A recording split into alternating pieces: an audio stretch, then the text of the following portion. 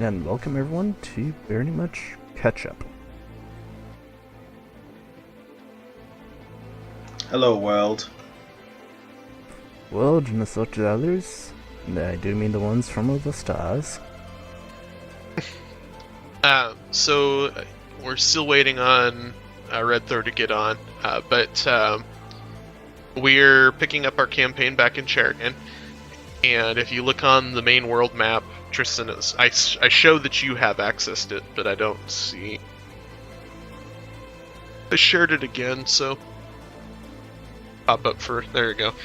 Big black dot northwest of Alorn is where your fortress is. And I also shared the fortress page with you. If I get ambitious, I will redraw this map far more detailed, but that's to be seen. That's for a later date.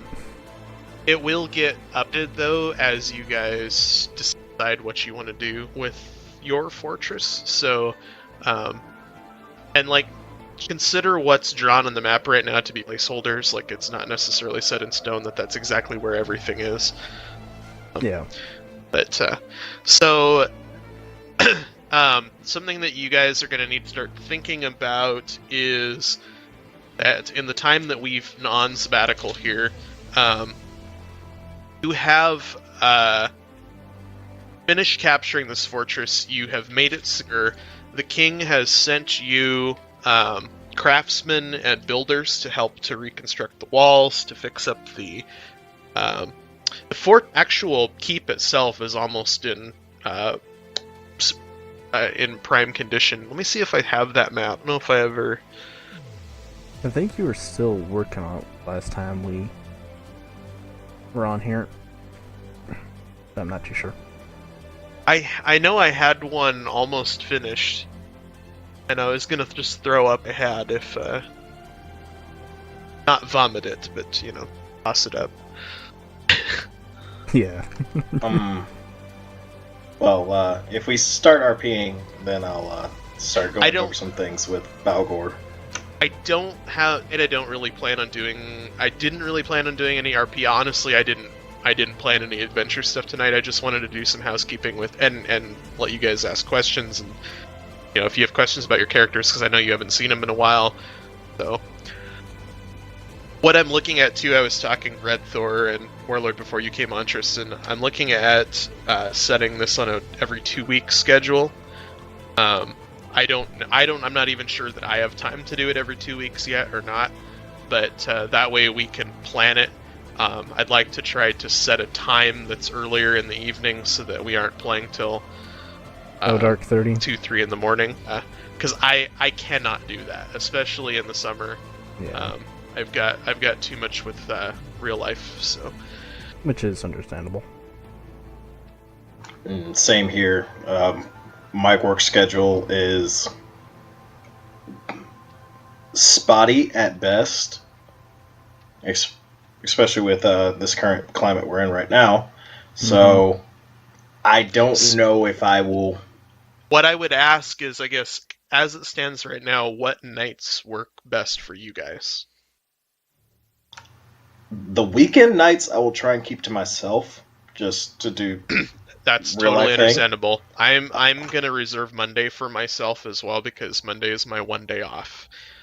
So I would like to not do it on Monday. So weekends on Monday are out, so that leaves us with Tuesday through Friday. Thursday. Thursday. Or Thursday. Or Friday if you're willing. I know like you said, Friday's kind of the weekend, so it is the weekend. Let my dog out. We could try and do a. But yeah, Tuesday through Thursday. Of those days, what night work best? I am off Tuesday, or I work Tuesday to Friday. And usually Friday evening is when I'm going to try and start, going out and living. Tuesday night is probably my Tuesday or Wednesday night are probably my two best nights. I would say that, yeah, that would work for me as well. All right. So we'll try and shoot for a Tuesday night or a Wednesday night, and we'll float, and we'll try and do an every 2-week schedule if we can. That's what we're looking at, and we'll try and keep everybody informed of what's going on. So Sounds like a plan. I'd also like what we got here. We got Tristan Warlord, Red Thor, and Mav probably. So that's 4 people. I'd like to try to keep us. That's kind of where we're at, and I'd like to kind of keep us there, because when we get so many people and we're rotating people through like we were last time, it gets really hectic trying to keep everybody at the same level and sort through stuff. So turns become really long. Right. Mm-hmm. So I'd like to try to keep it at just the 4 of you guys. So we're also forgetting. Honestly, D&D is meant for a Rick, 3 to 5 player. 5. Rick will probably play with us too. I wasn't thinking about him, but he'll probably play with us too. So 5, yeah. And he probably won't play every time, but he'll play with us. So yeah. I am trying to find that map. I haven't reinstalled my computer since. I don't know where that stuff went. Yeah, the only thing I could see would be a problem for our current party as time goes on is who plays Thorance usually? Shane. I was gonna say I'm gonna just table those characters. The reason I'm saying let's pare this down now is because I haven't talked to Shane, and Shane was pretty off and on when we were playing. Yeah. So let's just say we're at a point right now where we could basically stick guys in the fortress and just say they're no longer a part of the main adventuring group, so they'll become NPCs or whatever. So yeah, because as the game goes, an actual dedicated healer would be nice. Right. Paladins have the ability to do that, and we have how many of you guys? 2? We have 2. I'm not tailoring this guy towards healing spells at all. I don't know about Red's character. He might be more of a based healer than I am. I mean, yes, we do have lay on hands, but that is oh crap, someone is down, I need to heal them. Or I'm about to die, I need to heal myself. Yeah. So here's the other thing we can think about tonight too. Are you guys happy with your characters? Do you want to keep playing the characters that you have, or would you like to create a new one? Like I said, since we're here in the keep, you can have the opportunity to make that decision. Yeah, that's the only thing that I really like the character I have, but I also think our party would need, instead of 2 tanks, I could retire Balgor. Really, you've got 3. Yeah, we've got a lot of tanks, and damage. We really would need a healer. I'm going more towards a support paladin with mine, mainly. That's what it's looking like. That would be the only thing I'm suggesting is like we kind of need a healer. Is there a branch? Because you're getting up there now. Is there a branch? And your characters will start to branch out now. Because the way it worked before is you had to like cross class if you wanted to do this stuff. But now what they've done with the characters is once you get past like level 5 or 6, it starts branching out, and you have to pick. And once you pick, then you're kind of moving in, like he was saying, he wants to be, or was looking at being support, or that's where he's going with it. There might be a paladin branch that really is heal. I haven't looked. From what I have seen in my personal experience, not really. There is the Divine Paladin, which is a little bit better at survivability. I don't know about how Red's paladin's gonna start turning out, because I know he's in the Oath of the Challenger, which I think is honestly a more tanky build than I am.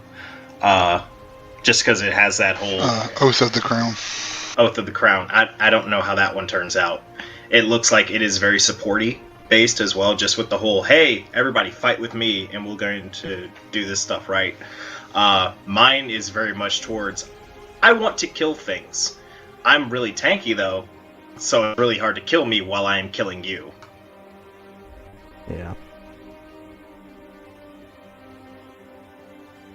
In my ranger, I kind of lean towards a damage / support role, so You've got healing spells too. yeah. He can do his job, and he can also aid in assisting people with You have basically. do you have good berry? I don't think so. I know I have cure wounds. I don't know if you're able to do that. I just wasn't sure if that was a. Let me take a look. I know. I'm not sure if that was a Rangers- spell that you could get, because that is huge. Good berries are huge. I know Rangers have a Like- fucking shit ton of abilities they have, but let me take a look. Spells.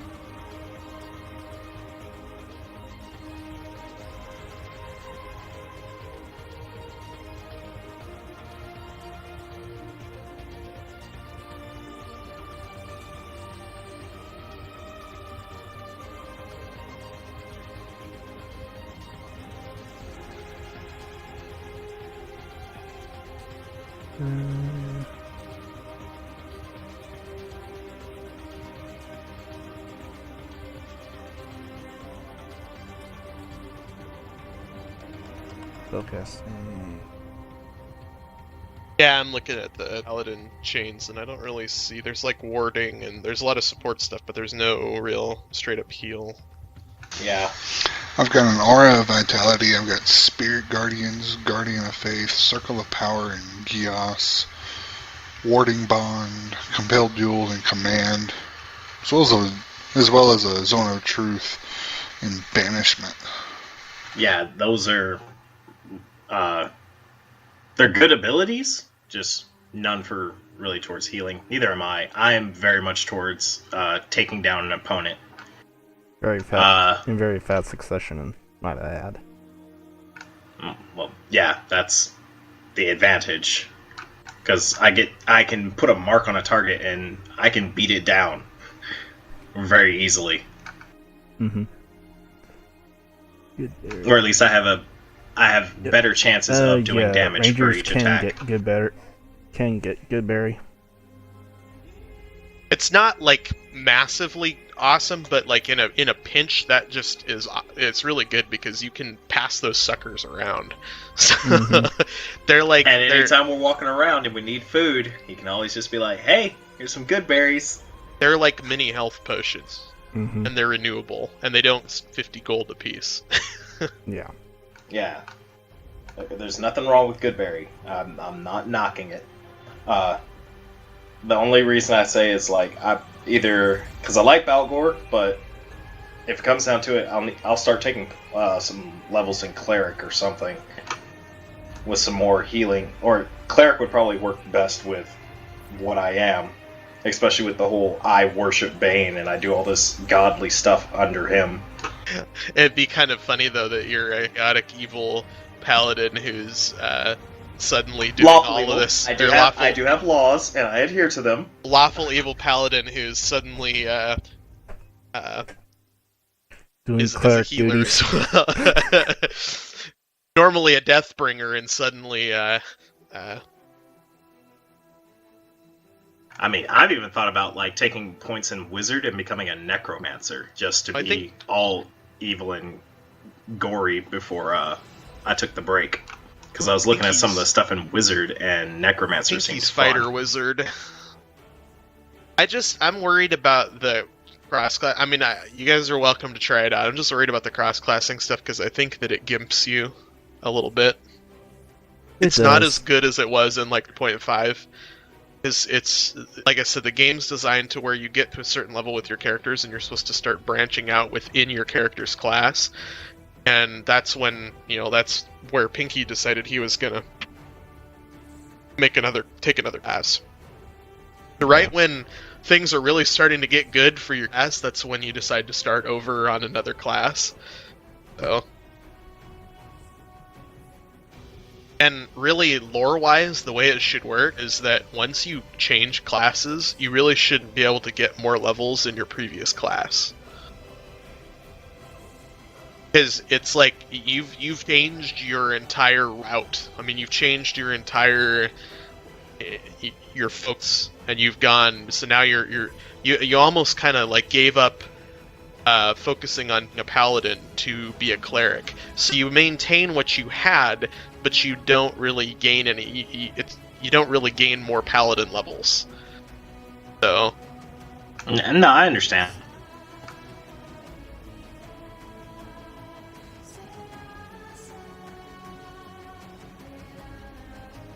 Yeah, I mean, looking at it, it gets. I mean, I've seen what Paladin is capable of. It's amazing at higher levels, just dedicated Paladin.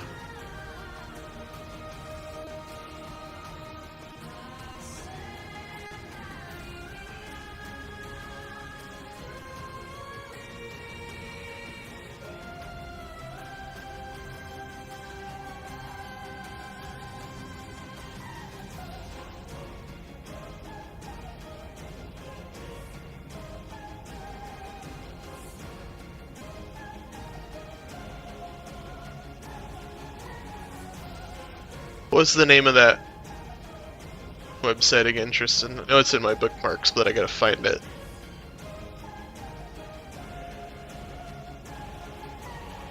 The terrain, or the drawing one.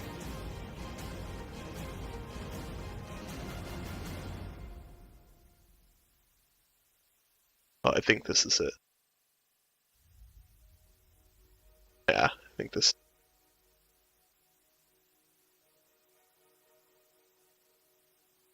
But I mean, if it came down to it, we could make Crib the dedicated tank, and I'll retire Balgor. Sadly, I miss that guy. But see, that I probably can become a hero. wouldn't be a good idea. 'Cause I'm not very tanky. True. But if you're... I'm assuming you like Shield Biter, correct? Yeah, it's fun. It was just something I did. See, Wow. that's the thing. I enjoy a little bit of all of it. Because it's not letting me look at the other classes because the PHB won't stay open for me to look at everything. Really? So It's what's finicky. it doing? Up there it is. Yeah, you gotta give the Yeah, module a little bit of time. About time, jeez. Oh, you know what it was? I just loaded a huge thing on my on one of my other screens, and so it was busy. That's why.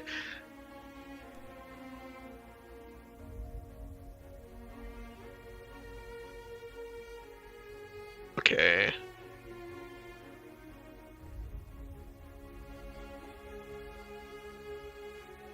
But yeah, especially if you have Volo's Guide, I would have no problem playing an Asimir cleric. I put Volo's Guide in, but I think Volo's Guide is just a monster manual, isn't it? There's classes, there's races in it as well.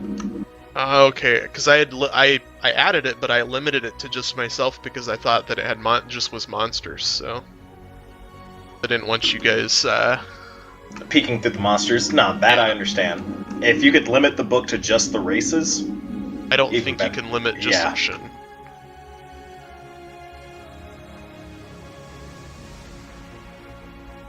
Well, actually, I just see monsters. there should be monsters in there. Oh, hold on. Okay, modules. This is called Volo's Guide to Monsters Players. That's what it was called, right?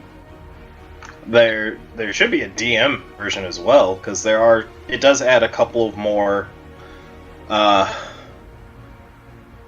it adds a couple of more stuff for orcs. It adds some other stuff for some other monsters. It adds a much better expanded Yanti list. There's a lot of stuff in there. It adds a new type of giant called Juggernaut, Fire Giant Juggernaut, which is basically I will dual shields, but I will break your face. I threw it in. Should have access to it now. You'll have to go and hit library, and you'll have to open the book. Because all I'm seeing is story templates, tables, races, reference manual, and I'm not seeing any monsters. So I hope it didn't just give you the player's book and not the DM version as well. Well, there isn't another version on the website I saw. Oh, that's sad.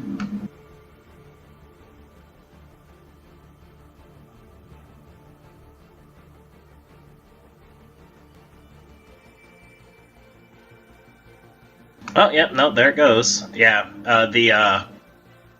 open up the story templates, or the tables, and it adds some other stuff for some of the monsters that are already in the book.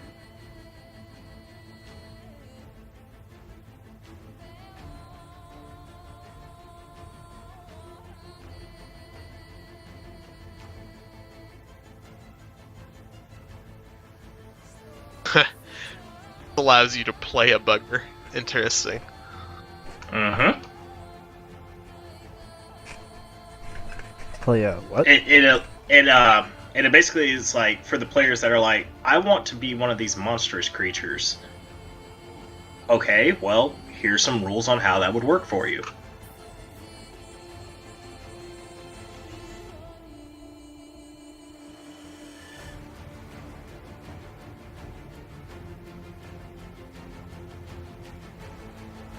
So what the hell is a bugbear? For curiosity. Should be sure. Let me see if I can find. They look like a mix between a werewolf and like a yeah. Like they're like a, I don't know how else to describe it. Oh. Okay. I looked it up. Oh, okay. Well, I mean, they depend. It depends on what they look like. So, most of the ones I've seen, they're like a light brownish colored.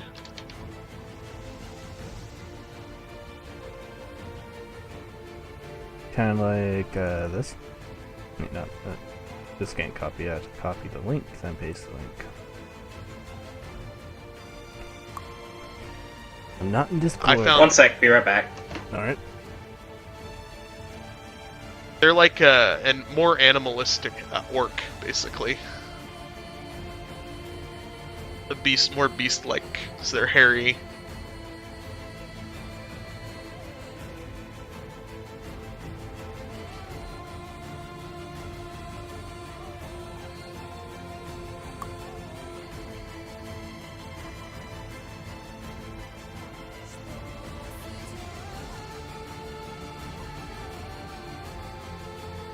I don't see any other version of that, but that's it. I guess it would make it so that I could get the...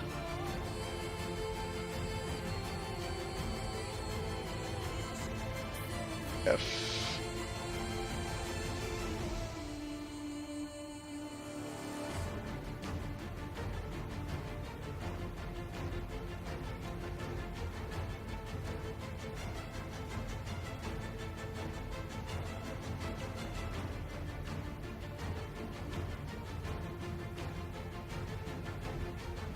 You might experience some lag here. I'm doing something. Alright, just to let y'all know, don't have much time. I got a call from work. I have to do something here in a couple hours, unfortunately. Okay. But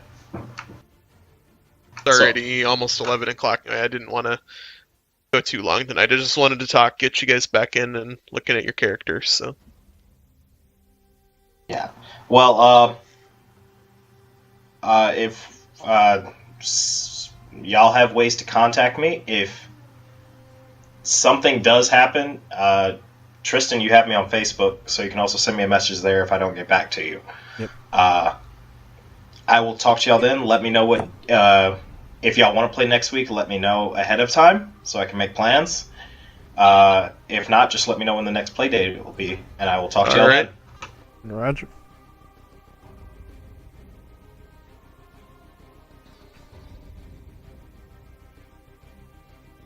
I just saved that, but I don't know where I saved it. Great. All right. I'll talk to you guys later. Have fun. Yep. We'll Yep. try. User disconnected from your channel.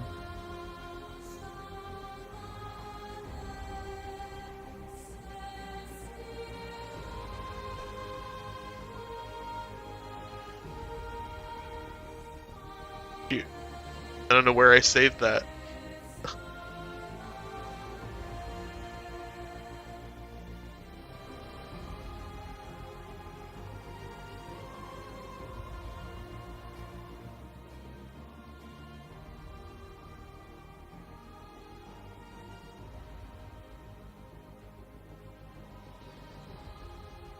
I just exported a. Let's see if I do it again. Let's see if I make it.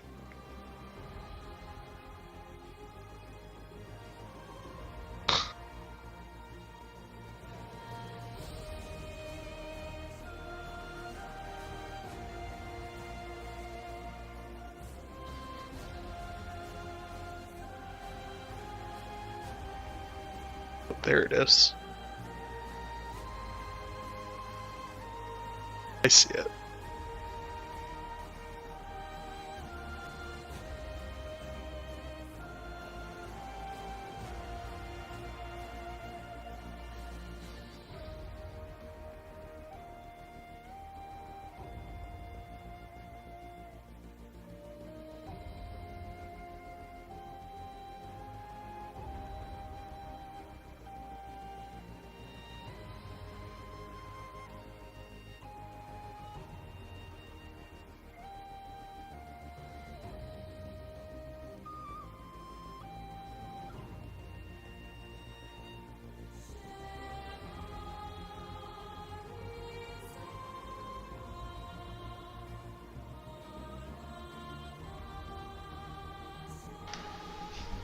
Bah humbug.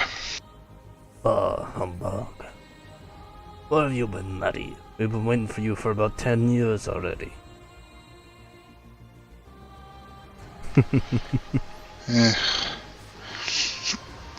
I was trying to see if there was any other class other than the cleric that could do a good support healing class.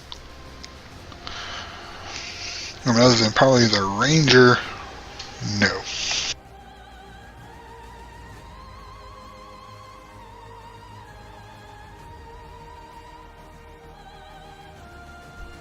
Hey, could do druid or a monk.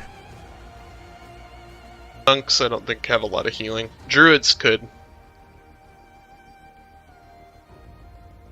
Well, I see the druid gets mending as a cantrip.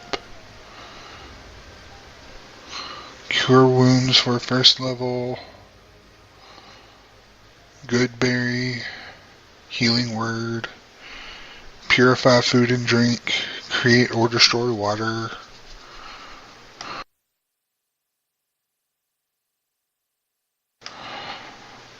At second level, I'm not seeing anything on this. I don't know what Moonbeam is.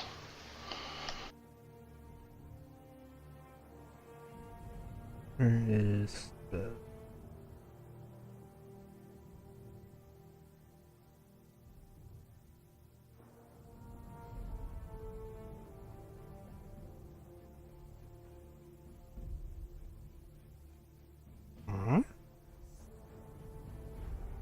This is the interior. I don't have the second floor done, but this is the interior of the keep that you guys have.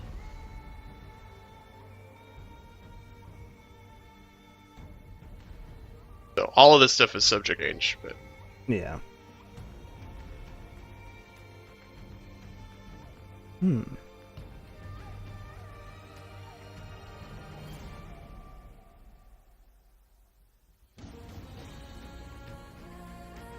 so what I kind of had planned here is the way the main. I'll just kind of go through and explain. The main floor, and you've got this big kind of main chamber with a bunch of tables and stuff. You'll notice that the seats closer to the dais. That's a stage up there, and there's 6 chairs because there was about 6 of you guys before. So there's 6 chairs up there. That's you guys' place, and then you've tables and chairs closest to you that are nicer, and as you go out, they're just benches then. The brown circles out there in the main courtyard area are pillars, court pillars, and you'll see those on the second floor on the right-hand side as well. Their top right-hand corner is a storeroom. The top left-hand corner is a war room. It's a planning room. Behind the dais is kind of like personal.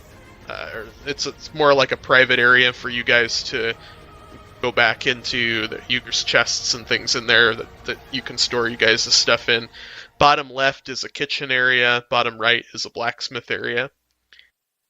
Then if you go up to the second floor, I haven't finished this out yet, but I was planning on having, there's kind of a balcony that goes around, so you can see down into the lower part there from up above. And I was planning on having special individual rooms for you guys upstairs. Didn't get that far. Okay.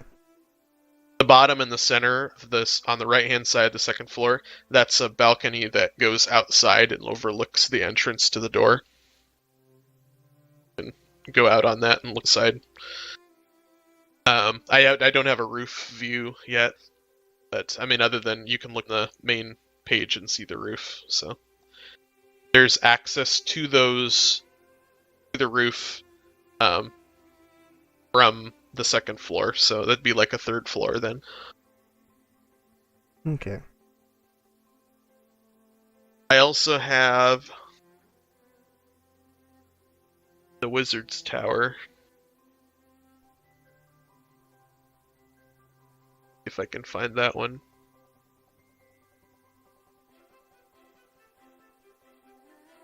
Good lord, this true resurrection is... Good grief. That's pretty powerful. Yeah. Only part that gets you is the diamonds for it. Mm-hmm. But I'm looking at this and there's a greater restoration with that level 5 spell. Everything else I'm not really seeing good for healing. Now, support, yes.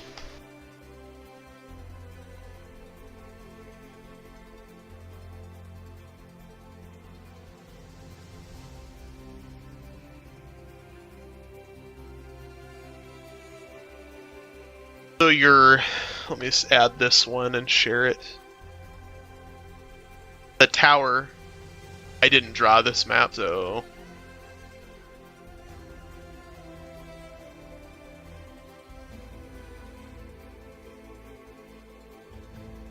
it's very detailed, and I don't know, I haven't come up with an explanation for everything that there is here, but I'll share it anyway. This is the tower that you guys have, so if you look on the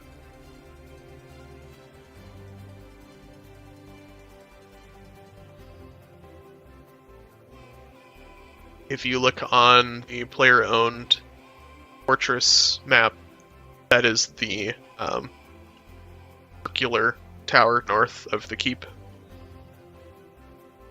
Which, if I remember correctly from our last session, also acts as a transport Patient It does indeed. The first floor that you can see there's a platform in the middle. It's the same as the platform on the on the room on the far left-hand side, but that platform in the middle, on the very first floor of the tower, I was going to have it on the roof. I think it makes more sense to have it on the first floor. That is a transportation. It's like, I forget what we were calling them, the official name for it, but that's like the thing that you guys used that the mage that you guys met that teleported you to the capital city. It's a waypoint. Yeah. So yeah, there's a fast travel. The 3 floors, so if you look at the tower, there's 1, 2, 3 in an L shape to the left going. Those are basement floors. And then everything going to the right and up around is up toward the top.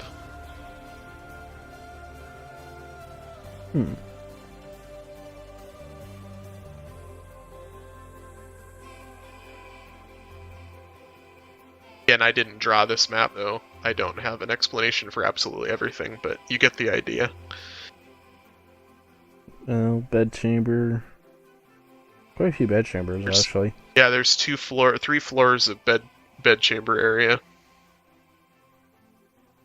One looks like one study or a meeting room for higher ups plus 1, 2, 3, 4 chambers for higher up chambers, special chambers.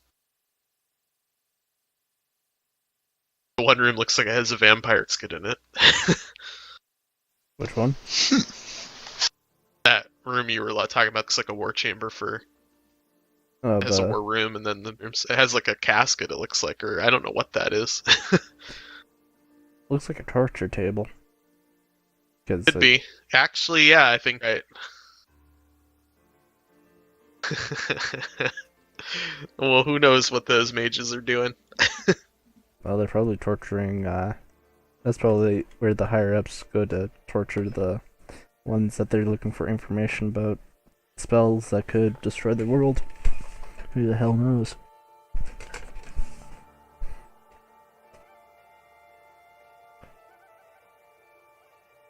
The one to the far right bottom section looks like a grand meeting room, like where you congregate everyone. Or a library. Could be like a because it looks like there's 1, 2. Be like a classroom. Oh, that too. Or it could be a library. They could bookshelves. I don't know. Like I said, I didn't come up with an explanation for everything. The one to the basement left, it's like a classroom. You got like a head desk and then stools and benches, and then you got like a experimentation casting room the left of that, and then the deepest basement. I don't know what that is. There's a bunch of crazy statues in there. Maybe the statues are golems to protect the place from anything goes bump in the night. Yeah, I don't know. Like I said, I didn't. He didn't design it. Out.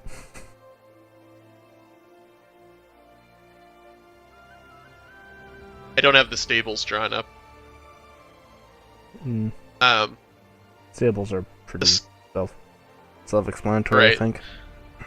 The scale of this area isn't quite right either, because my plan is for you. Okay, so like I was saying, what I was gonna say, like things that you guys need to think about, and is that he sent you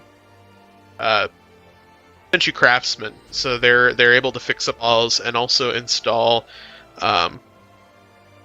ballistas or catapults on the walls. The other thing is that harbor area. Like I said, this map isn't to scale, but that harbor area, you're going to be able to expand that to be able to have a shipbuilding area, and things like that, if you so chose. So yeah, have our own man of war. Which, remember, the Cherek's main, or not Cherek, Cherek's main ship production place was blown sky high, so it's a giant gear.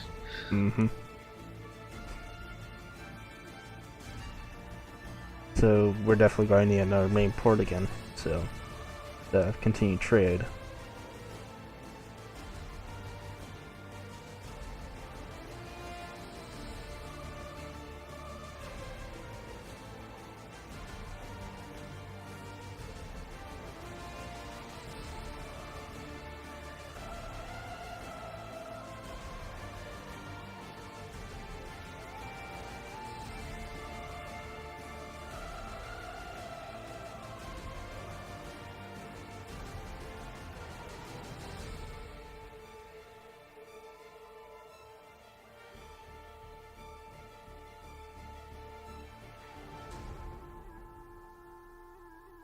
Of the things that are going, the other thing is this ability of having a small mine here.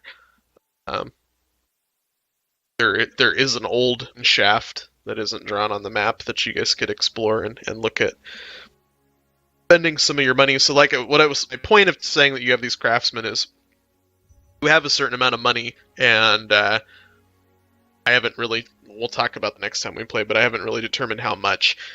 You'll be able to spend that money, and as time passes, you'll earn more, or you'll receive more, or whatever, and you'll be able to devote those resources toward building or upgrading your main place here. So, yeah. And depending on how you upgrade or what if you choose to focus on army but you ignore the navy, there's the possibility that things could go well, or things will go poorly for the overall nation of Cherek's naval battles for a period of time. And so, like, what you will do here will affect the course of the overall war.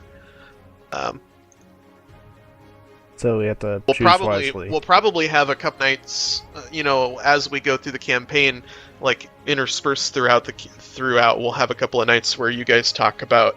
We'll talk about the state of the nation and how the war is going, and like the choices that you've made, what those have done to the war effort and things like that. So it'll be more like we won't probably adventure too much that night. It'll just be more of a RP.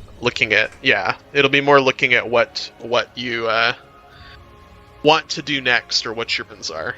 So basically, you'll be returning back to the keep to make your plans for the next phase of things like that. Warlord's not here, but we can do this with him next time too.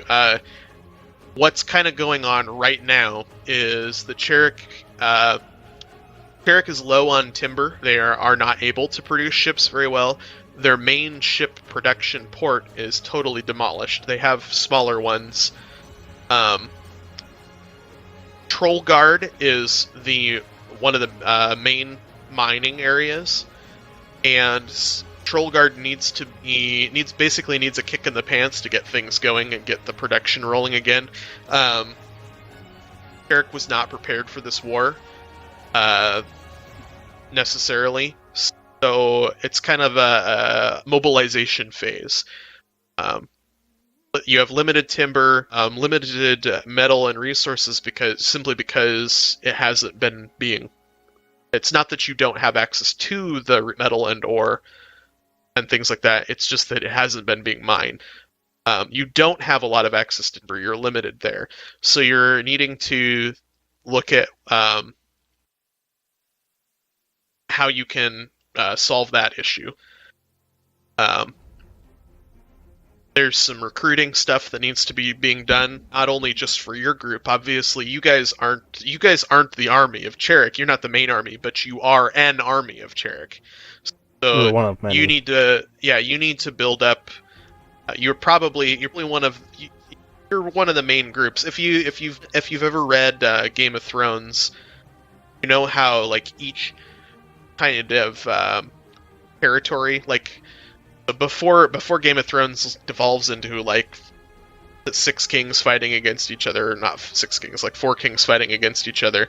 Each one of those areas would have been responsible to send troops, and there was kind of like mercenary army group, things like that. I don't know. It's been a while since I read the series, but that's kind of how I was remembering it.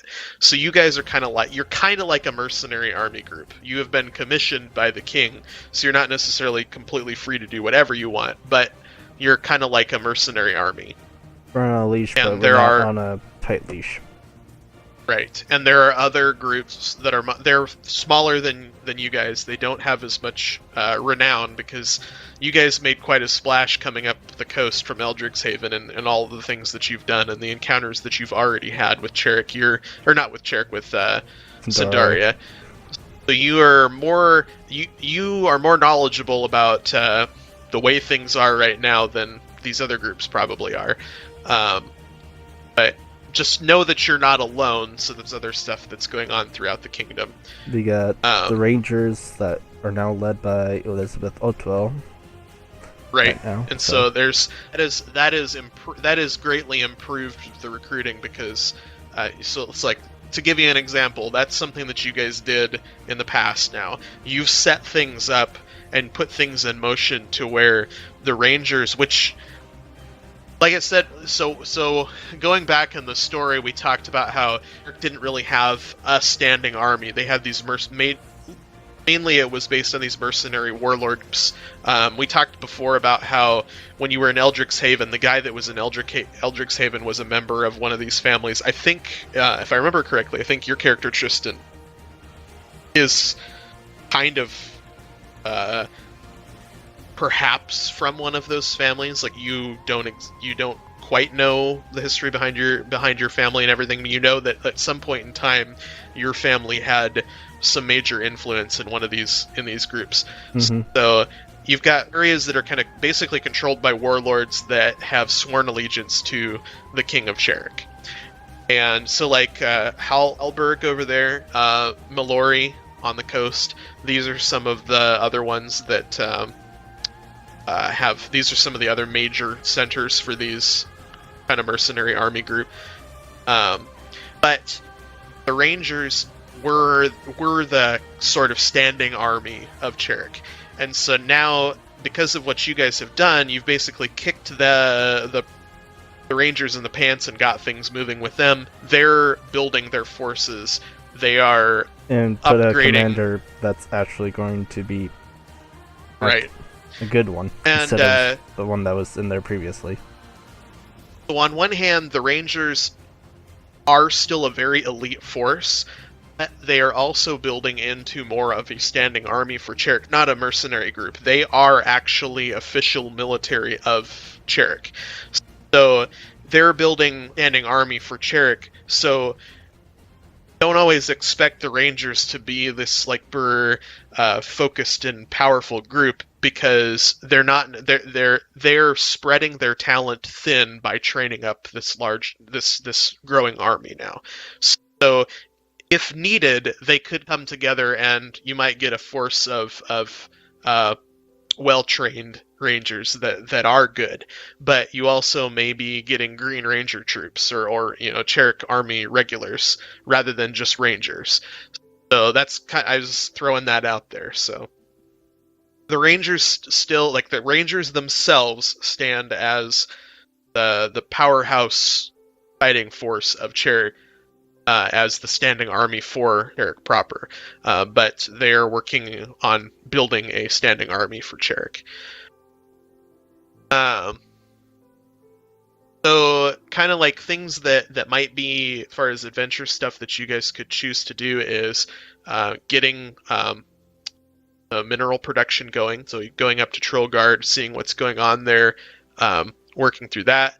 There's also, you ran into this kind of strange cult group had inhabited this fort here, and you know that somewhere to the east is where they came from. So there's the possibility that you'll need to deal with them.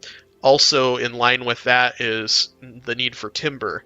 Elgaria does have some timber in the northern part of Elgaria. It's between Dresnia and Elgaria. There is timber there. You can see the green on the map. So you may be able to go there and make some deals with those nations, things like that. So these are some possible future things that are possible adventures that you guys could be going on.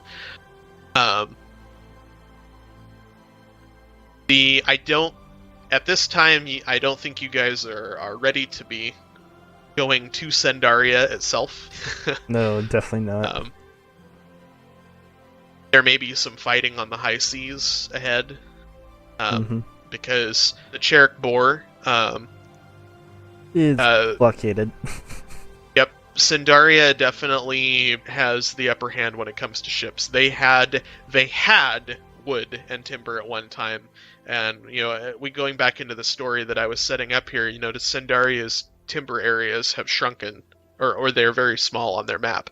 Sendaria used to be a very heavily wooded area, but they have gotten greedy and they're starting to pick on Ardenia to the south. And the Ardenish forest is very rich forest. It is not Sendaria's territory.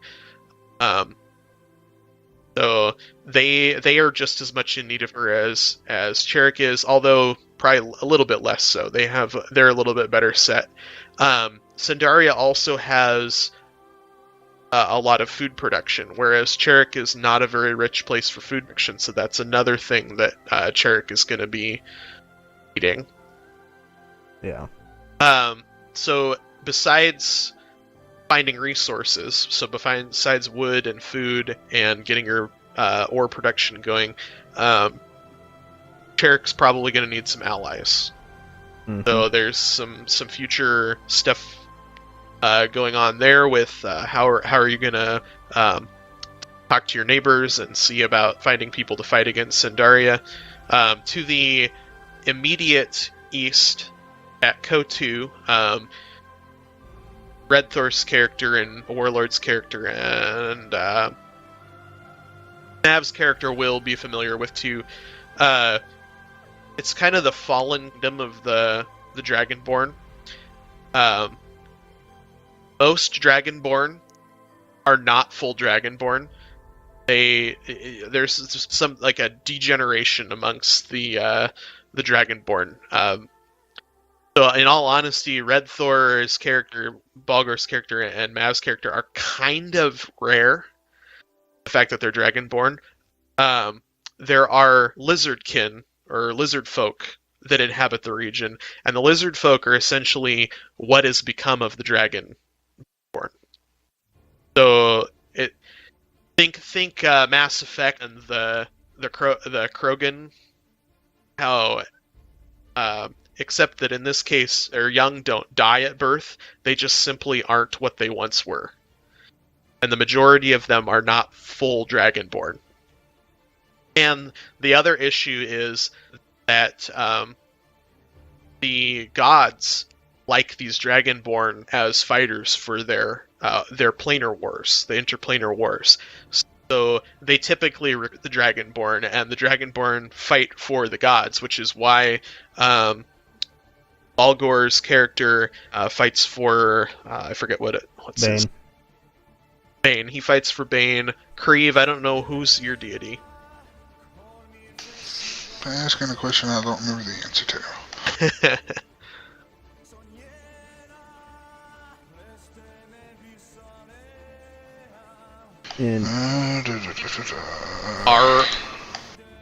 Arawan? I don't remember who Arawan is. In any case, Dragonborn typically, and Mav's character also fights for a deity, and he's had, I think that he had shared that with the rest of the party. He's had direct revelation from his about what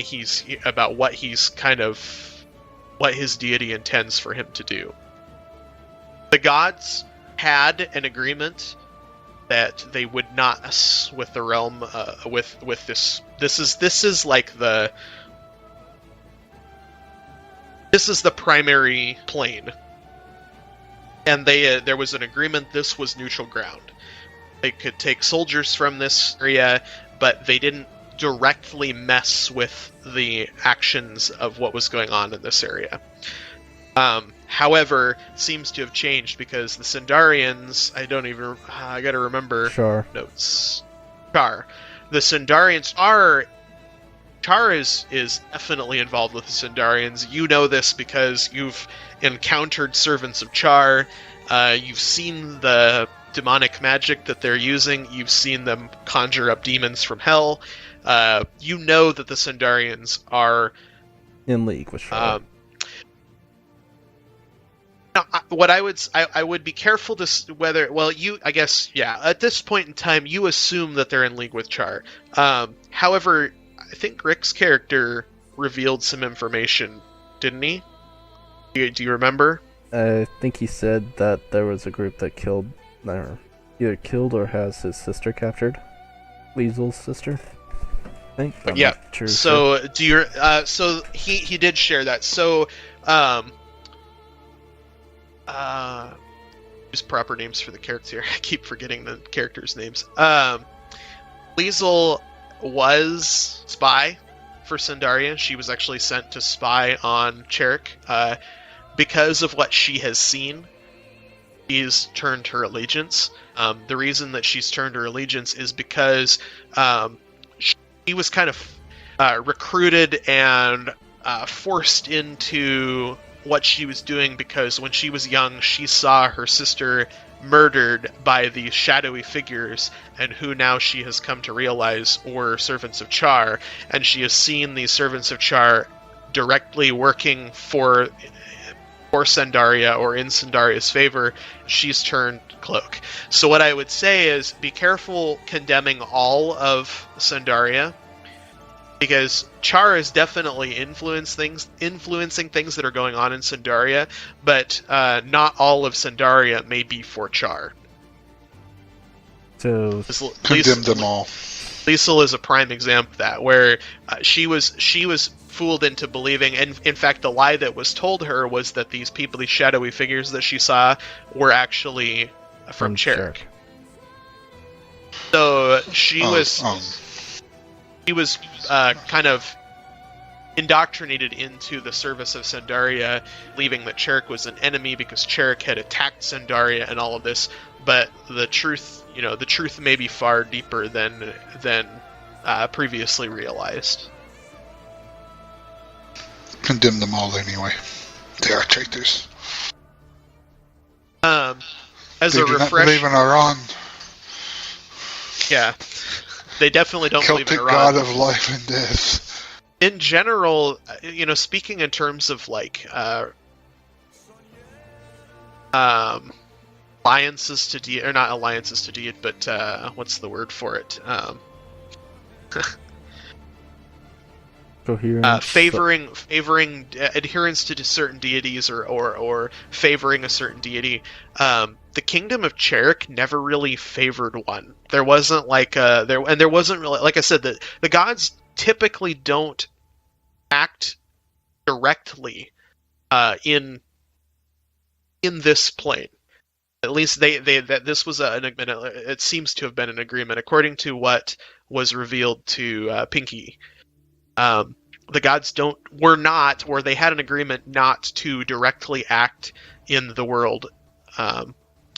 Yet that seems to be being done by Shar, and so hence why these heroes like Kreve and Balgor have started showing up, and Pinky have started showing up, is that the other gods aren't willing to completely come into the world and start acting as Shar has done. They are sending their agents into the world to try to. They're sending faithful followers into the world to try to combat Shar's influence. So, Cherek, as a refresher, Cherek is mostly human. The whole area of Sandaria and Cherek used to be one kingdom. They were all humans. They are somewhat xenophobic, although Cherek is thin on allies, and they're willing to let bygones be bygones, and hence why they aren't questioning why they're Dragonborn wandering around in their territory. Not a ton, but why all of a sudden Dragonborn are starting to show up, why dwarves are showing up. It's other people are starting to come into this area, and so Mm-hmm. so that's kind of what's going on over there in the Mirren Marsh, that area, the Elder Fens. That's not dragon. It's Dragonkin / Lizardkin. like I said, most of them are lizardkin. The dragonkin tend to flock to Kotu. If you go to Kotu, you'll probably see quite a few dragonkin. You'll see dragonkin who serve the various deities. That is kind of where the deities go to kind of collect their warriors. Up to the north, like up in no man's land there where there really isn't a lot drawn, up that river, the river Desed. Up in that area, there are the frost giants of the north, and they also are kind of in the they've been spotted in the Darnassian moors area, so they've kind of come down recently. So that's kind of what's going on there. You haven't heard a lot of news about what's going on across the mountains.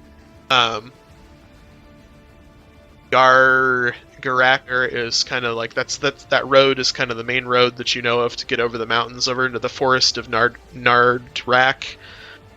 So you know that area has got a lot of river. So yeah, but it's probably also being regrown as well.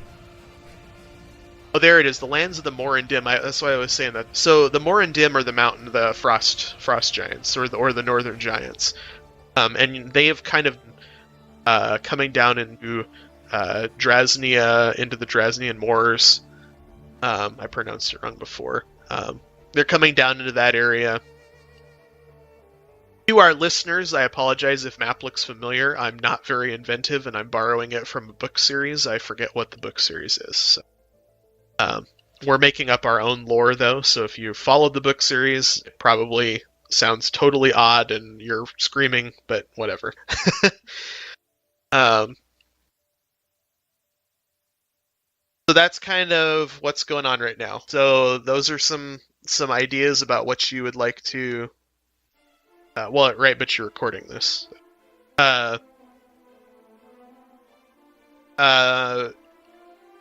The Isle of the Winds is the mages.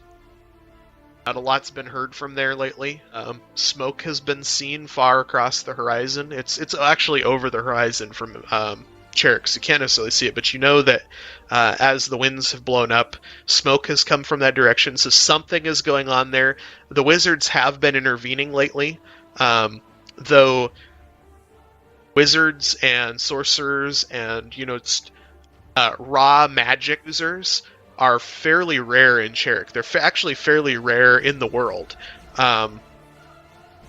They have not been seen for many years. So the fact that the wizards or the magic users have kind of started to come back alive, or not come back alive, to show their faces, and that the Waystones are coming back to life, and people have been seen transported through the Waystones now. Like, you guys magically appeared in the capital city.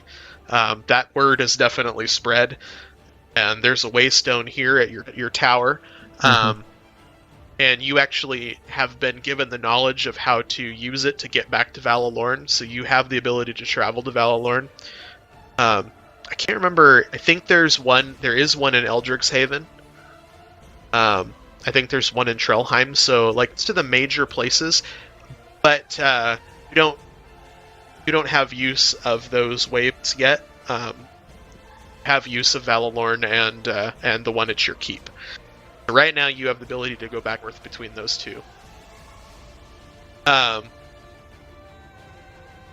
If you remember, you have a stone that is able to make you can communicate with that one wizard who's been or a pearl. Yeah, it's whatever. Yeah, it's a pearl.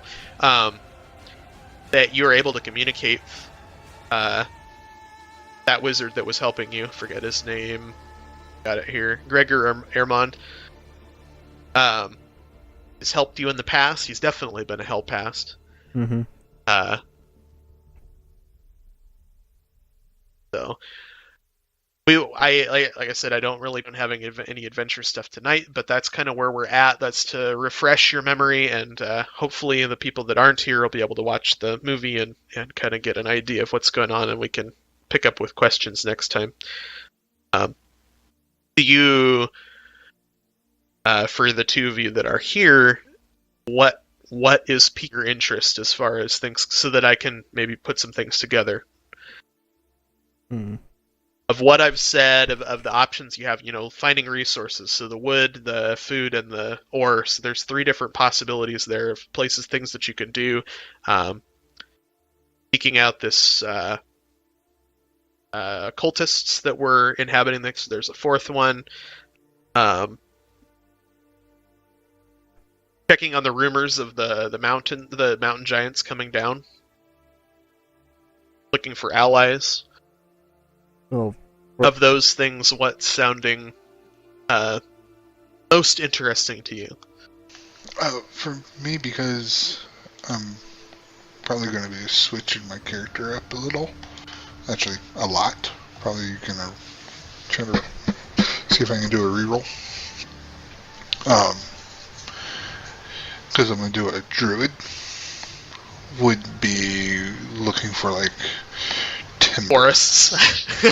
Yeah, and trying to rebuild that. But at the same time, I'm kind of with that, because I'm leaning more towards going the Circle of the Desert for the druid. More finding ore and whatnot, possibly. Or something. I'm not sure. well, in order to That's find one of those ore, characters from. That your character is going to have an interesting history if you're Cirque the Desert. like, Because where there are the no hell- deserts. Yeah, there are no deserts in the northern kingdoms.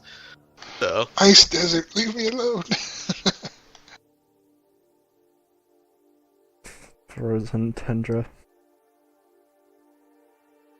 that could work. Actually, that could work. That could tie in with that. That could tie in with the mountain giants too. So whatever you want to do, let me know what sounds interesting to you. This is your chance to steer the story in a direction. So. Of course, I wonder how having allies of frozen giants would work out, because from the player's perspective, that sounds like a kind of a bad idea, but from the character's perspective, that could be a good idea to basically have giants, because, well, A, they're big, and B, well, they can dish out a lot of fucking punishment to the enemy if they get close. Or just hand them all ballistas and say, go have fun.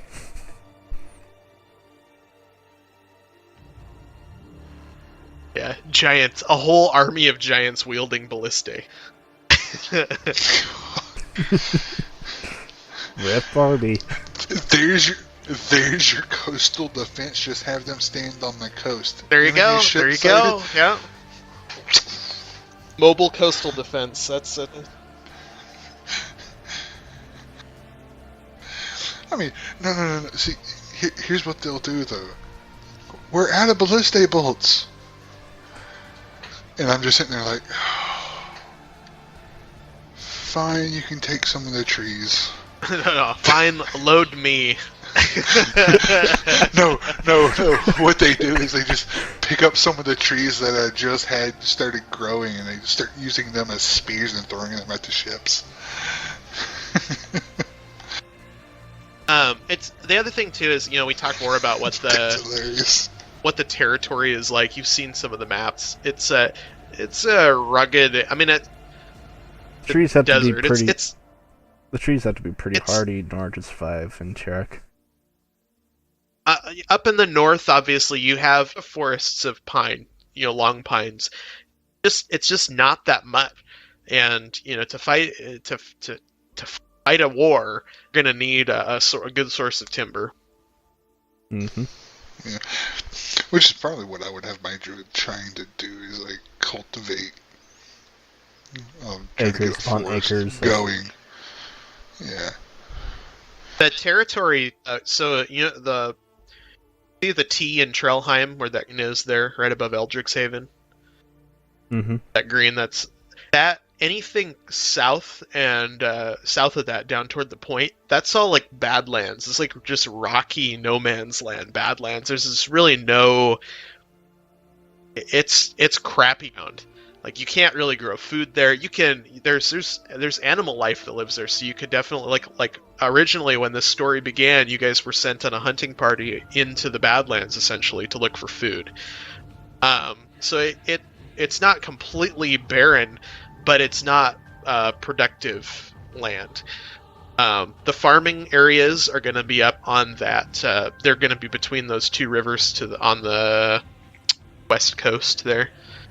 They're going to be in those green spots there. So those green spots there aren't necessarily forest. That might be farming ground. The best forest in the land is up by Jarvik's home, north of Jarvik's home. It's probably the best forest ground.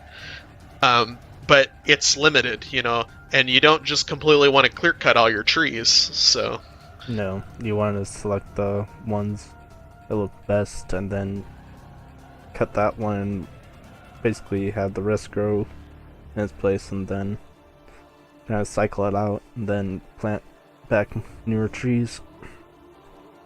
I metagamed a little. You guys know a little bit of information that you. I'm kind of like pushing the story along a little bit here. You know a little bit of information that you wouldn't know as characters, that Sandari and Ardenia don't get along, and that Sandari has been messing with Ardenia.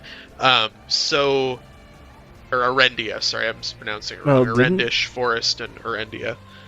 I don't think that you guys officially knew anything about, but I'm letting you know that there's... Carla knew that there was a great war when Cherek long and ago, Sandari, and there was a truce between them. Yeah, that went along the... I may have shared that. Remember, I've got to go back and... I don't think I've got that to document that had all that history that I typed up in it.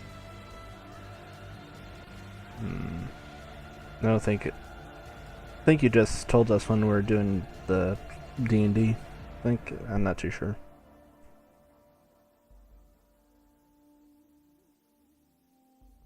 I should have saved all these in the notes in the game so that I had them, but you had saved the document. I don't remember. Is it characters that I've got it saved in? No, that's not it. Saved all this on... You had a Google Docs. Yeah, let me take a look. I've got it somewhere. I just don't know what I did with it.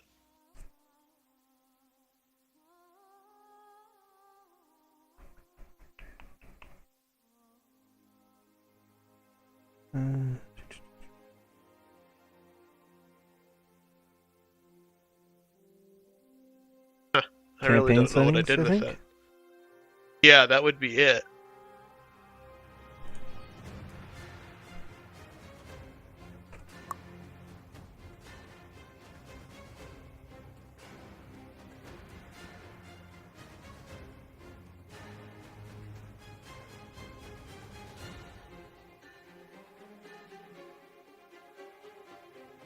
Sandari is in dire need of metal for the production of weapons and armor for the war with Arendia. So that's that. Okay, so you did know. Okay, yeah. Up until 20 years ago, the kingdoms of Cherek and Sandari have existed as peaceful neighbors. These two were originally one kingdom, the North Kingdom, under the rule of the ancient king Cherek Alorn. However, upon his death and by his last will and testament, the land was peacefully divided between his son Cherek II, who remained in the north, in the northern reach, and Sandaria, his daughter, who was entrusted with southern woodlands. Nearly 500 years have gone by, and the kingdoms shared a mutually beneficial relationship. Cherek in the north is separated from the great ice waste by Mount Cherek, which is home to some of the richest ore and gem deposits in the known world. Cherek formerly supplied Sandaria with metal and gems, while Sandaria, having access to rich farm ground and vast forests, had always supplied Cherek with timber and grain. Unfortunately, poor management of Sandaria's forests have left the country with almost none of her once sprawling woodlands. Only small pockets of timber remain far to the south. This has led to an even greater problem for Sandaria.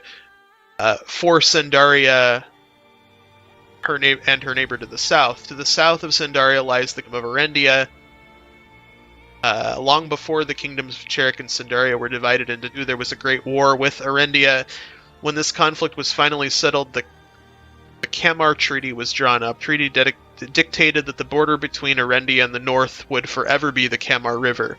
However, greed and necessity has sent Sindaria seeking after more forest land. Sindaria has breached this ancient treaty, sending lumberjacks and even soldiers across the River Kamar, and Sindaria has established outposts along the northern edge of the Arendish forest. As a reward for her brash action, she has found herself in a state of open war with Erendia once again. So yeah, you guys did know that. Sindaria is in dire need of metal for the production of weapons and armor for the war with... with the war with Erendia. Cherek desperately needs timber and food to support the bustling mining industry. With Sindaria out of her and embroiled in a conflict with Erendia, Cherek has been forced to cut metal production because they don't have food and timber. This has raised tensions in the once peaceful neighbors, and there are rumors that Sindaria may be planning an even more drastic move. So essentially, Cherek has lost its food and timber supplies, and so that's why the mining industry has slowed. And Sindaria is, I guess, you guys knew this. So Sindaria is in open war with Erendia. I had forgotten about that. So you guys do know that. And apparently they've decided to open a two-front war, because they've basically declared war on Cherek now as well. Yeah, since, well, they're in our territory and they have troops here on our soil, so... yeah, that's kind of seen as hostile actions.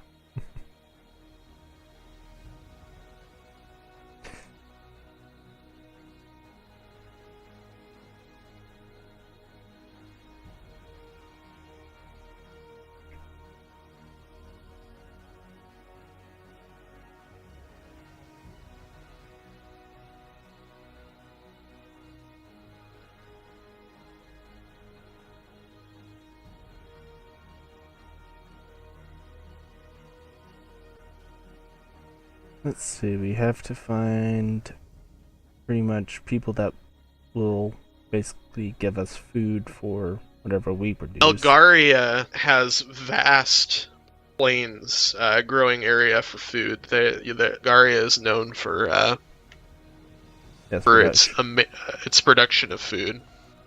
It looks like they have some good forest land down to the way south, but that's one hell of a trek. Also, it looks like they have some forest off to their east as well. And that's also a little bit of a trek from the sea as well. But there's a river that does come right into the Gulf of Cherek. Mm-hmm. So the thing is how are what I said, what you guys decide to, not tonight necessarily, but what you guys are deciding to do, the decisions that you make will affect how this stuff plays out, because in order to really secure the timber, we need a navy. You need a navy, and in order to build a navy, you need timber. So, yeah. At the same time, in order to sustain a navy and have weapons of war, and you also need metal. And in order to sustain a military and metal production, you're going to need food and timber. So, you see how all this stuff ties together, and so what you guys do is going to affect how things play out. It's not a hopeless situation, but it definitely is. It's a dire one. It's not even. I'm not even necessarily saying that it's a dire one, but what I'm pointing out to you is that you guys have the ability to change the course of events. Mm-hmm. So what I'm saying is what you do actually matters. Yeah. Well, we definitely need to get Troll Guard. It's butt kicked. And get people ready to go, but in order for them to go deeper into the mountains and get more gems and metals, they're going to need wood. So wood and food. Yeah. So get them ready to go. Get their miners and stuff ready to go for when the wood comes in. wood and food comes in, and from Valorn down onto its roads. Once we get them geared up, head back to Valorn, I guess. From the king of that, then I guess find a ship that can take us across the Gulf, and I guess head to Algaria and try to get something set up with their king or. You could also go. You can also go overland through the Drasnian moors into Drasnia, but like so you could. There's possibility. You know, like I said, the Gulf may be cut off right now. You don't know. You'll have to find out. But the Gulf may be cut off. You know that the Cherek Bore is cut off. Yeah. So you don't really know what the state of things is in the Gulf of Cherek. You know that you've seen Sindarian ships as far north as what was it?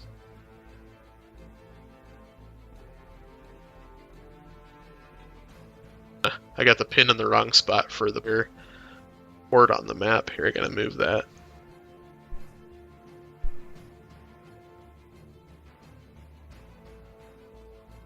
Forget where the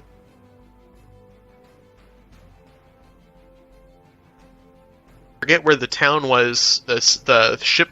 I don't have the thing marked on here. It wasn't a city. It was just a fort. It was a military fortification because you guys went through 3 coastal forts basically.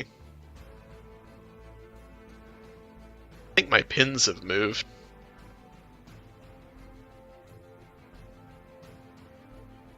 Or I'm missing some of them. I think it was right about there where I marked it. Yeah. There were 3 coastal forts you guys went through, and the last one that you went through was the naval yard. Mm-hmm. And the naval yard, and so there's been Cherek vessels seen as far north as that. Means Sindarian. Yeah, sorry, yeah, Sindarian. And one was because they harbor. they directly attacked the naval yard. So. And Pinky and Bug recognized it as a ship of war for Carlisle, Liesel, Thorns, and yeah, just those 3. You pretty much were oblivious to what it was. The stuff that you see on the map, just because you see a big green patch and you might assume that there's trees there, this is just what rumor has said is in those areas. You don't necessarily know. You know that in the past there was a large group of trees there. You don't necessarily know that stuff is still there. Within the nation of Cherek, you know, like the green. I'm telling you right now, the green is there. But like, as far as over in Algaria, by that Lake Atune, green there, and the green up by the mountains. Mm-hmm. You just know that there has historically been forest land there. And you know that in the south of Algaria, down by the rivers down there, you know that there's historically been forest ground there. You don't know what actual state of the forest is. And Sure, it could be literally non-existent. It could have all been chopped and taken and used as war materials. So you see on the map it's basically, think of like those old time maps where like the Lord of the Rings map so this is what you knew used to be there, but you don't necessarily know that that's what's there now. Yeah.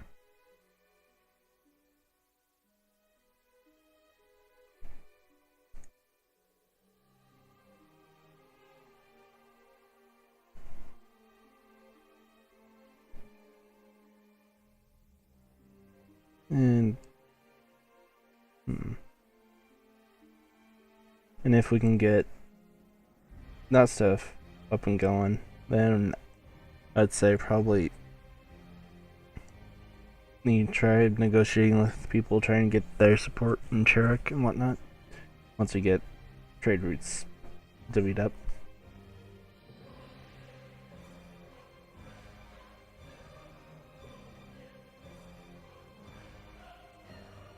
The other thing is you can make contact with the other leaders of the other major mercenary groups.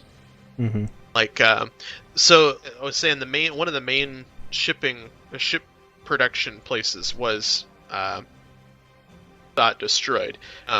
The mercenary group that's in charge of Jarvik's home, they are a known producer of very good merchant ship. That's what one of the things that they, Cherek hasn't been at war, so that it's not like they've been producing warships, but they're renowned for their craftsmanship on trade vessels.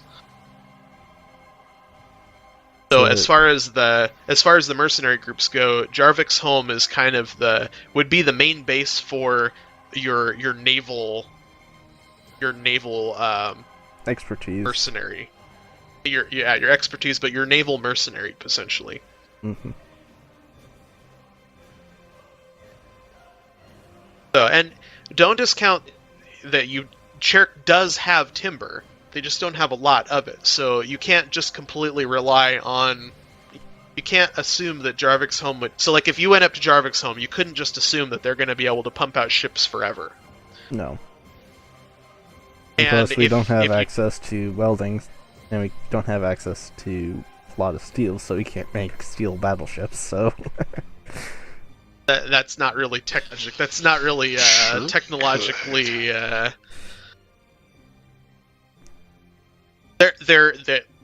Who knows? There might be potential for something crazy like that to happen, but thinking normally about the technology of this time, you're looking at more of a medieval time period. Yeah.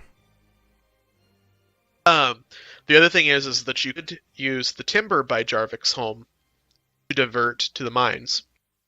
Yeah. But again, you can't rely on that for forever. No. So, I mean, Cherek has enough sources to get things started, but it just can't sustain itself. No. And as far as like food production's concerned, there are vast plains up in the those, like down on the deltas around Eldrick's Haven, not on the southwestern side of the river, but like when you guys came up that road toward Trelheim, that whole kind of peninsula there is a food production area. It's capable of producing food. There's kind of a portion of the part where you went along and saw the forts along the coast. That area is capable of producing food. M line north of Valalorn up the river. Not necessarily right at M line, north of M line. There's some food production area, not a lot. You start going too much further north of you guys. Here, I'll draw on the map here. So up in here is kind of a food production area. There's some food production in this pocket right here. Also some food production in this area. And in this area. There is not a lot to the north up in here. Not a lot up in here. This area is kind of Badlands more. And the further north you go, you're running into mountains and snow. So. Yeah.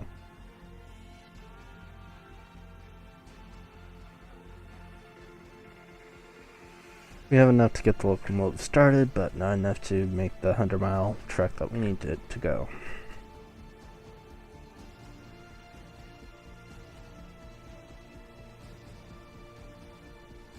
I guess start where we know. There are also then Trollgard is an established area. There are untapped resources, or at least you've heard rumors that there are untapped resources up in this river area in the mountains. Even further up, there's untapped resources. There's huge potential. Cherek is a sleeping giant when it comes to production of metal and gems. Mm-hmm. And those gems can be used to basically buy shit. And gold. Yep, gold and gems and wealth. So there is a huge untapped potential of wealth in Cherek. You start getting up in this area and it's kind of wildlands. You might want to stick. In general, like there's not a lot known about that region. It's pretty rough territory. We also don't know what really lies up there either, so. Well, and once you start getting up north through the mountains on the other side of Cherek, like up in here, there's not a lot known about that area. And like I said, the clear over on the right-hand side of this peninsula here, you see the lands of the Moradim. The Moradim, like this whole area to the north is just frozen wastes. It's just frozen mountains and mists. Like, nobody really knows what's up there. And so the Moradim are, they've known to be all up in that area.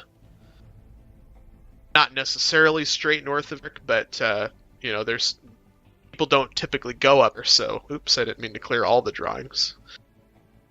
Well, we kind of got the gist, I guess. I'm going to put at least,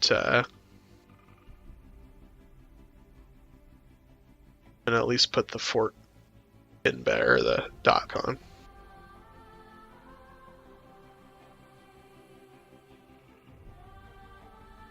So, but I guess what I want to know is kind of what direction are you guys feeling like you want to go, so that I have an idea to plan for the future adventures. In my honest, you're leaning more toward going to Trollgard. Yeah, Trollgard, and get the area within Cherek kind of mobilized, get it ready. So when we get more resources going into Cherek, it will be easily taken in and distributed to where it needs to go, instead of just sitting on the docks doing nothing. But that's not. So I will tentatively plan. I mean, again, we don't necessarily have to do that, but I will tentatively plan some adventure stuff based around the Trollgard idea. So, Red, what's your thoughts on this?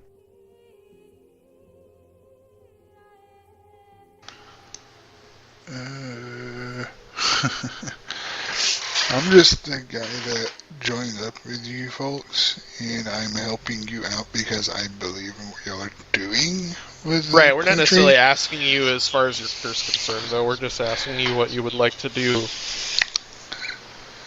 It doesn't matter to me. Point me at things to kill. Things to kill and people to heal. Yes. And beer to drink. Beer? Are you a pussy? Whiskey. The other thing is, don't forget about the stones that you guys have. The way I'd like to do that, though, is not necessarily these private things like we were doing before, like when people weren't around. I don't necessarily like that. I want everybody to be involved. So you can choose to... It won't, when you've gone into them before, that time doesn't change outside. So you can choose to do those. So basically, and I think I have one or two of those things worked up. So if there's a night where you guys are just like, let's take it from the main story and do something else, you can jump into one of those. So, and you won't have to worry about the world outside going to hell in a handbasket for doing those. So, yeah. Thing is know that there's risk involved with them, because as Tristan and Mav's characters know, they are dangerous as hell. Yeah. There is the potential for great reward, and there is also the potential for a horrible, terrible death. So, like what Pinky knew when he went to go grab the fucking sword, the glowing sword. Which Carlisle... Just be warned. You have been warned, I guess I should say. Yeah. Because Carlisle was kind of cautious about glowing things, because that's normally something you never see every day. Whereas Pinky was like, here, I'll just grab it, and... Pinky doesn't give a crap about glowing swords. What he's so worried about is glowing mushrooms. Those are the dangerous thing. Or at least they were the most dangerous thing that he had ever encountered. Yeah. Until he encountered the glowing sword. Yeah. He was so worried about those mushrooms. Mm-hmm. Where Carla was like, "What's so dangerous about that thing?"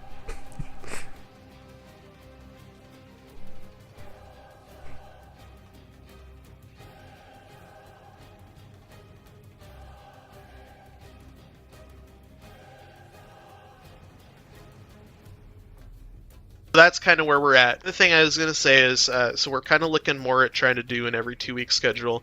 If you need access to your character for something you want to mess around with it, just let me know. I can put the server up. But otherwise, we'll try and stick to that every 2 week schedule. That way we can, like I'm kind of hardcore into Eve right now, so that way we can keep doing our Eve stuff. I can keep doing my Eve stuff, and it doesn't. I'm not spending all of my time planning for campaigns, so and you guys can doing Arma 3 or whatever you guys have been doing lately. So hope Mab's all right. I haven't heard back from him tonight. So Sam, I sent him a text message and no reply yet.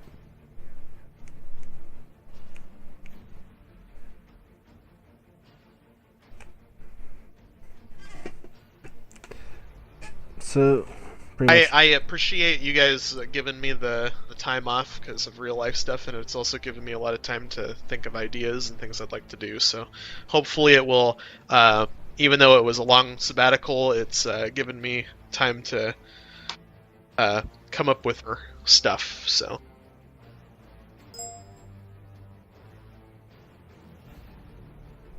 What is this?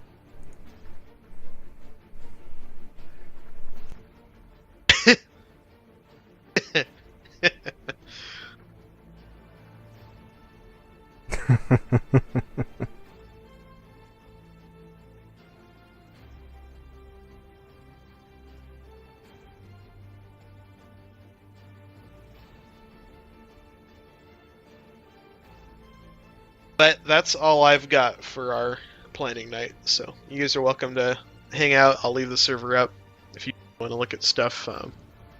But that's all that's pretty much all I got for now. All right. Well, I'm gonna. Red Thor, what's your idea? Do you want to completely re-roll Creve, or do you want to create a new character? I'll give you the option of leaving Eve. Sound microphone muted. Well, ladies and gentlemen, I'll be cutting the stream here, and I bid you all good night and good luck in your adventures in D&D or whatever game you plan. And above all, enjoy your stay whenever I'm around, and above all, what was that code? Forever, may the war stories be in your favor. Ta salute, I'm Tristan Longshot, sign off. Good luck, everyone.